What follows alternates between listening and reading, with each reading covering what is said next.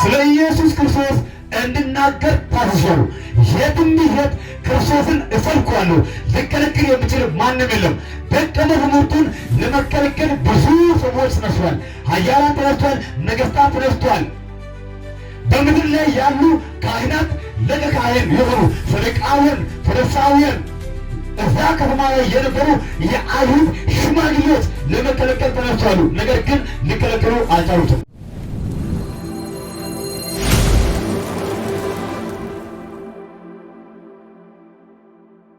ከኔ ጋራ የእግዚአብሔርን ቃል የያዛችሁ ሰዎች አብረን የሐዋርያት ሥራ ምዕራፍ 1 ከቁጥር 8 ላይ ያለውን እግዚአብሔር ቃል ክፍል አብረን ከእናንተ ጋር እናያለን። በዚህ ክፍል ላይ የአምላካችን እግዚአብሔር ቃል እንደዚህ ብሎ ይናገራል። መንፈስ ቅዱስ በእናንተ ላይ በወረደ ጊዜ ኃይልን ትቀበላላችሁ፣ በኢየሩሳሌምም በይሁዳም ሁሉ በሰማርያ እስከ ምድር ዳርቻ ድረስ ምስክሮቼ ትሆናላችሁ ይላል።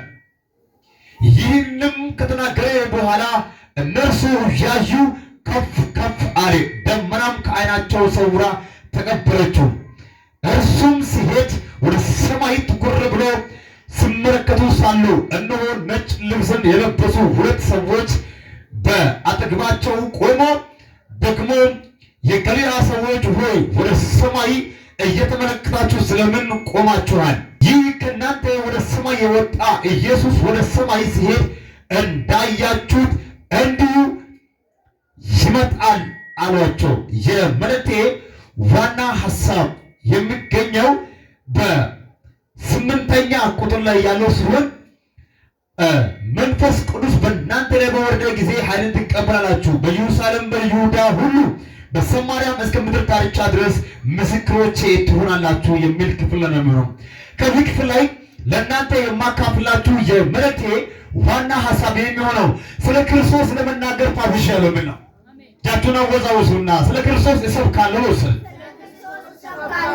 በዚህ ክፍል ላይ እንደምንመለከተው ጌታችን ኢየሱስ ክርስቶስ ጌታ መሆኑን፣ አምላክ መሆኑን፣ አዳኝ መሆኑን፣ አምላክነቱንና መለኮትነቱን ለዓለም ሁሉ እንድናገሩ፣ ለዓለም ሁሉ እንዲያውጁ ጌታ ኢየሱስ ክርስቶስ ለ12ቱ ደቀ መዛሙርቱ ወይም ደግሞ የበጉ ሐዋርያት ተብሎ ለሚጠሩ ለደቀ መዛሙርቱ ኢየሱስ ክርስቶስ ትእዛዝ እንደሰጠ እንመለከታለን። ጌታችን ኢየሱስ ክርስቶስ በትንሣኤ አካል ወይም የትንሣኤ ማንነትን ለብሶ ከሙታን ከተነሳ በኋላ ለዓለም ሁሉ የመሞቱንና የመነሳቱን በኃጢአት ምክንያት ለሚጠፉት ለሰው ልጆች ለሚሞቱ ለሰው ልጆች ሕይወት እንዲሆንላቸው ቤዛ እንዲሆንላቸው ወደዚህ ዓለም እንደመጣ እንዲናገሩ ስለ ክርስቶስ ኢየሱስ እንዲያወሩት ለደቀ መዛሙርቱ ትእዛዝን ሰጣቸው። ስለ ክርስቶስ ኢየሱስ ከሰማይ ሰማያት በኃጢአት ምክንያት ሙታን የሆነውን የሰው ልጆችን ሁሉ ለማዳን ወደዚህ ዓለም መምጣቱን እንዲናገሩ ታዟሉ። ይሄንን በሐዋርያት ሥራ ምዕራፍ 4 ከቁጥር 12 ላይ ታገኙታላችሁ። በዚህ ክፍል ላይ እንደዚህ ብሎ እግዚአብሔር ቃል ይናገራል። መዳን በሌላ በማንም የለም፣ እንድንበት ዘንድ የሚገባን ለሰዎች ሁሉ የተሰጠ ስም ከሰማይ በታች ከምድር በላይ ሌላ የለምና መዳን የሚገኘው ወይም እንድንሉ ለሰው ልጆች የተሰጠ አንድ ስም አለ። ሞት ይዘው ዘንድ ያልቻለው ከሞት ነው። ከሞት ብረሰው የናዝሬቱ ኢየሱስ ክርስቶስ እርሱ አለ። እንድንበት ዘንድ ከሰማይ በታች አንድ ስም ተሰጥቶናል። እርሱም ጌታችን ኢየሱስ ክርስቶስ ብቻና ብቻ ነው። መዳን በሌላ በማንም የለም። እንድንበት ዘንድ የተሰጠን ስም ከላይ ከሰማይ በታች በምድር ደግሞ ለሚገኝ ለፍጥረት ሁሉ ድነትን የሚሰጥ አንድ ስም አለ። እርሱም ጌታችን ኢየሱስ ክርስቶስ ነው። መጽሐፍ ቅዱስ 4 ነጥብ አስቀምጦታል። ከጌታችን ከኢየሱስ ክርስቶስ ውጪ መዳኛን ማግኘት አይችሉም። ጌታችን ኢየሱስ ክርስቶስ ለሰው ልጆች ሁሉ ድነትን እንድናገኝ ዘንድ ለሰው ልጆች ሁሉ በኃጢአት ምክንያት ሙታን ለሆነው ሰው የዘላለም ሕይወት ለመስጠት ከላይ ከሰማይ ወደታች ወደዚህ ምድር መጥቷል። ጌታችን ኢየሱስ ክርስቶስ በሰው ትከሻ፣ በሰው ቁመና፣ በሰው መልክ፣ በሰው አምሳል ወደዚህ ምድር የመጣው በኃጢአት ምክንያት ሙታን የነበረውን የሰው ሕይወትን ለማዳን ከላይ ከሰማይ ወደዚህ ዓለም መጥቷል። ጌታችን ኢየሱስ ክርስቶስ ለሚያምኑ ሰዎች ሁሉ ሕይወትን የሚሰጥ የዘላለም አምላክ ነው። ከጌታችን ከኢየሱስ ክርስቶስ ውጪ ሌላ አምላክ የለም፣ ሌላ አዳኝ የለም። ከመላእክት ቢሆን የሚያድን መልአክ የለም። ከአማልክት መሃል ቢሆን የሚያድን አማልክት የለም። ከጣዖታት መካከል የሚያድን ጣዖት የለም። በምድር ላይ አሉ የሚባሉ ሞተኛም እንቁሳቁስ የሰው ልጆችን ማዳን አይችሉም። ነገር ግን ለድነት የሚሆን የሚያድን ከሰማይ በታች ከምድር በላይ ድነት ያለው በጌታችን በኢየሱስ ክርስቶስ በማመን ብቻና ብቻ ነው። ስለዚህ መጽሐፍ ቅዱስ ሲናገር መዳን በሌላ በማንም የለም።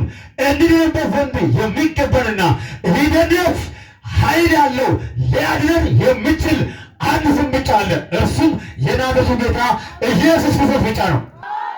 ስለዚህ የጌታችን የኢየሱስ ክርስቶስን አዳኝነትን፣ ጌትነትን፣ አምላክነትን፣ ፍጹምነትን እንዲናገሩ ደቀ መዛሙርቱ ትእዛዙን ተቀብሎ ወደ ይሁዳ እንዲሄዱ፣ ወደ ሰማርያ እንዲሄዱ፣ ኢየሩሳሌም ከተማ ላይ እንዲሰብኩ፣ ከከተማ ውጭ እንዲሰብኩ፣ ገጠር ላይ፣ ከተማ ላይ፣ ሩቅ ላይ፣ ቅርብ ላይ የትኛውም አይነት ፍቃድ ሳይጠየቅ በየቦታ በየሰፈሩ በየመንደሩ ገብቶ ስለ ክርስቶስ ኢየሱስ አዳኝነትን፣ ስለ ክርስቶስ ኢየሱስ አምላክነትን፣ ስለ ኢየሱስ ክርስቶስ ዘላለማዊነትን፣ ስለ ኢየሱስ ክርስቶስ ብርሃን መሆኑን ለዓለም ሁሉ እንድናገሩ ታዘሉ። ከነዛ መሃል አንደኛው እኔ ነኝ።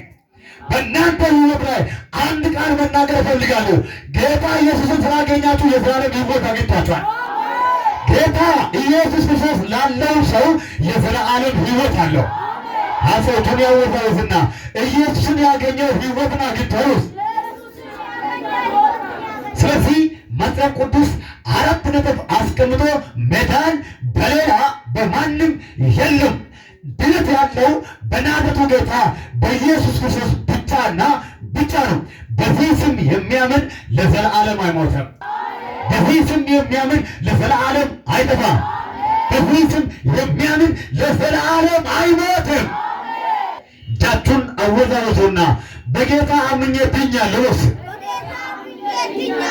በጌታ በኢየሱስ ክርስቶስ ለሚያምን የዘላለም ሕይወት እንዳለው መጽሐፍ ቅዱስ አረጋግጦ ያስቀምጥልናል። ስለዚህ እኔም ደግሞ ዛሬ ስለ ጌታ ስለ ኢየሱስ ክርስቶስ ስለ አዳኝነቱ፣ ስለ መለኮትነቱ፣ ስለ ዘላለማዊነቱ፣ ስለ ፍጹም አምላክነቱ፣ ስለ ፍጹም ሰውነቱን ለመናገር ለማውደስ ታዝዣለሁ።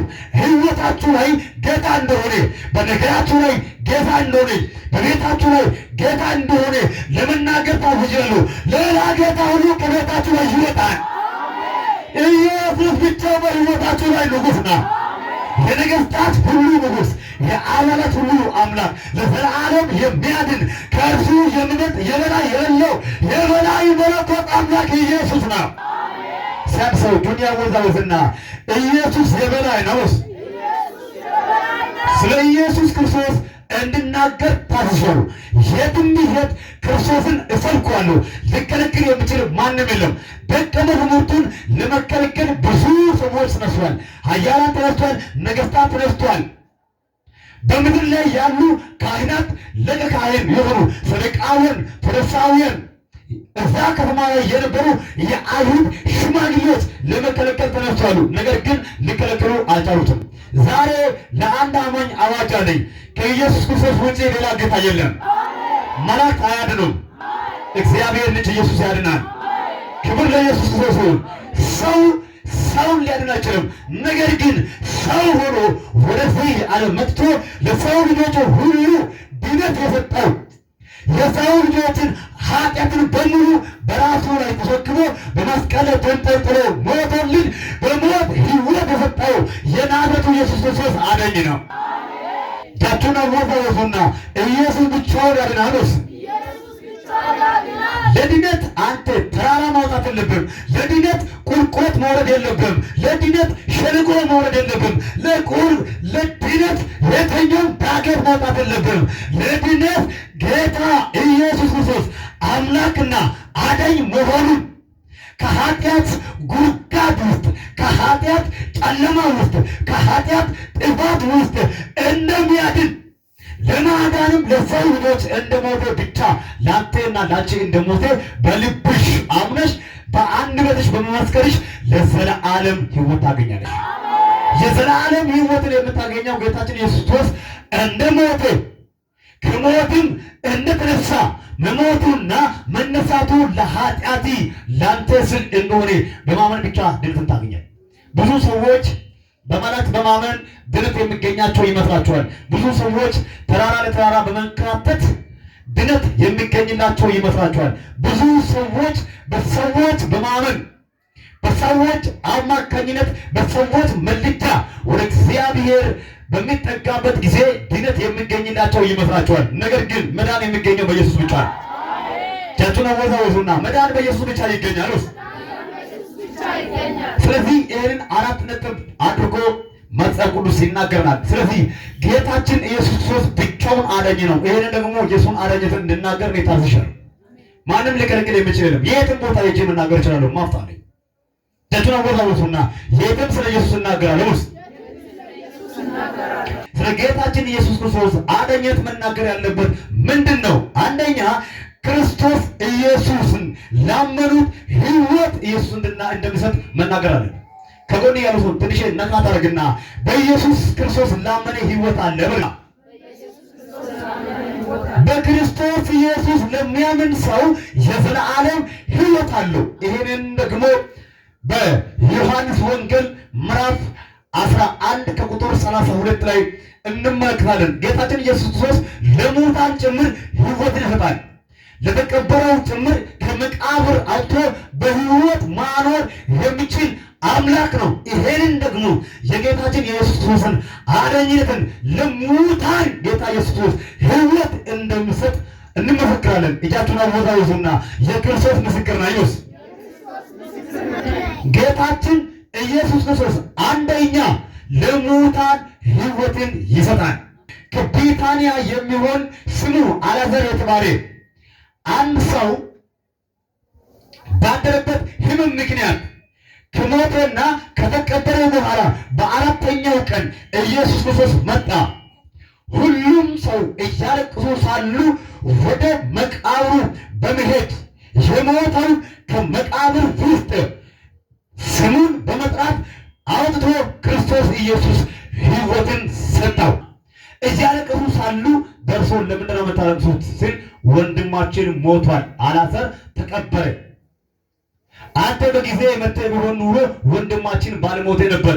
አሁን ግን ሞቷል፣ ተቀበረ እኮ እያሉ እያለቀሱ ሳሉ ጌታችን ኢየሱስ ክርስቶስ መጣና ወደ መቃብሩ አጠጋብሮ ድንጋይ ያስቀመጡትን ሰው ያስቀመጠውን ሰዎችን አስነሷል። ድንጋዩን ሰዎቹ ከለከሉት። ሲከለከሉት አልዓዛር ሆይ ና ውጣ አለ። ከነ መገነዙ ከነ ጨርቁ ከነ ጥምጣሙ አንድ ላይ ወደ ላይ ወጣ። ወደ ታች የገበሩት ከገባበት ወደ ላይ ወጣ። ካስገቡበት ወደ ላይ ወጣ። ከገበሩበት ወደ ላይ ወጣ። በዚህ ቃል ላይ ቆመ። በእናንተ ሕይወት ላይ ዛሬ አንድ አዋጅ አውጃለሁ። ወሬኛው የቀበረው ጉዳይ ዛሬ ይወጣል። ሐሜተኛው የቀበረው ጉዳይ ወደ ላይ ይወጣል። ጦንቃይ ያስቀበረው ጉዳይ ዘንድሮ ወደ ላይ ይወጣል።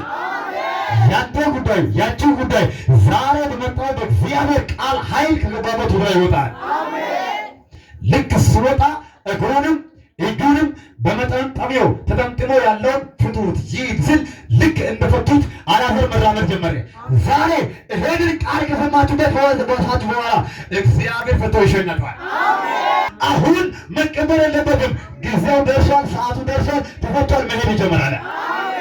በዚህ አጋጣሚ በሶሻል ሚዲያ በዩቱብ ቻናላችን ላይ ይሄ የሰማችሁ ያላችሁ ሰዎች ለእናንተ ማለት አለኝ። በዚህ ዓመት የተቀበረባችሁ ጉዳይ ይወጣል። የታሰረባችሁ ጉዳይ ይፈታል። ከዛሬ ጀምሮ ከልካይ ኬላ ይሰበራል። የቆመባችሁ ጉዳይ ተፈቶ መሄድ ይጀምራል።